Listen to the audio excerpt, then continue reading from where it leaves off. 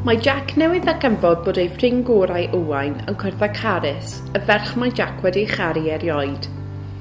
Mae Owain yn ymwybodol bod Jack yn ei charu hi. Un ddiwrnod, fe welodd Jack y ddau'n eistedd mewn bwyty bach ger y parc, wrth iddo gerdded nôl o dŷ ei fodryb.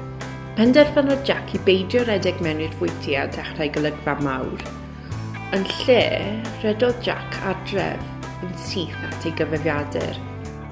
Daeth Jack o hyd i ddrin o Owain pryd oedd yn blentyn. Golygodd y llun ar lein i edrych fel yr oedd Owain yn dew iawn flynyddoedd yn ôl. Cyn ystyried ei benderfyniadau, fe lwythodd Jack y llun i Facebook. Gyda'r pennawd, Owain, pryd oedd yn blentyn, drycha faint mor dew oedd dda. Dwi'n falch roeddais ti'r gorau y cacennau yn y diwedd. Dwi'n dymuno'r gorau i ti a Carys. Cyn cyhoeddi'r llun, mae Jack yn tagio Owain a Carys i'r statws. Tua munud wedyn, derbyniodd Jack neges testyn gan Carys. Hi Jack, Carys yma. Fe wnaeth Owain roed y rhif ffôn i fi. Dwi'n gobeithio nad oes ots gen ti am hynny.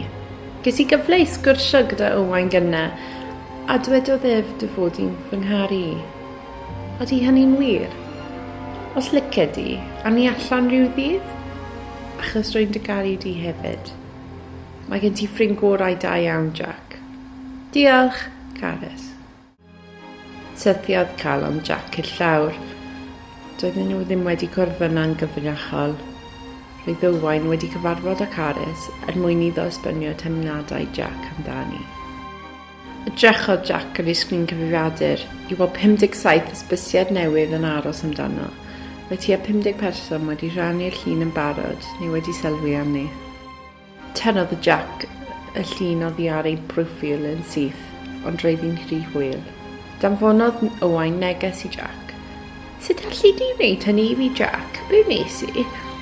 Roeddwn ni'n ffrindiau gorau 5 munud yn ôl, anghofio'r holl beth.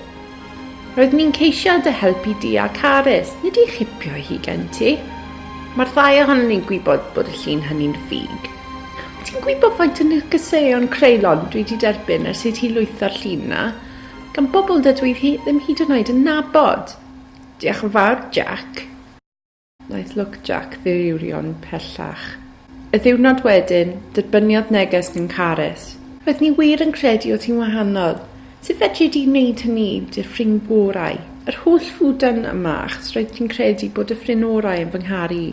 Anghofio be wedes i neithiwr. Ceisio Jack gwella'r sefyllfa trwy sgwennu statws newydd. Roedd y llun yn un ffug, roedd yr holl peth yn joc. Ond i gyd gath Jack yn ôl oedd, oce, paid a dweud calwyd nawr Jack.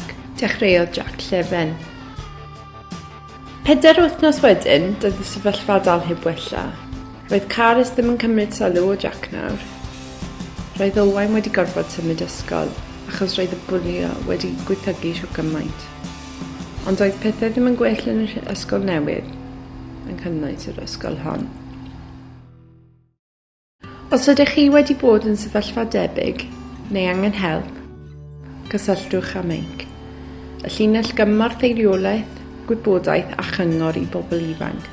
Gallwch ffonio ar 080 880 23456, danfon neges testyn i 84011, neu dechrau sgwrs ar-lein ar meicymru.org am ddim.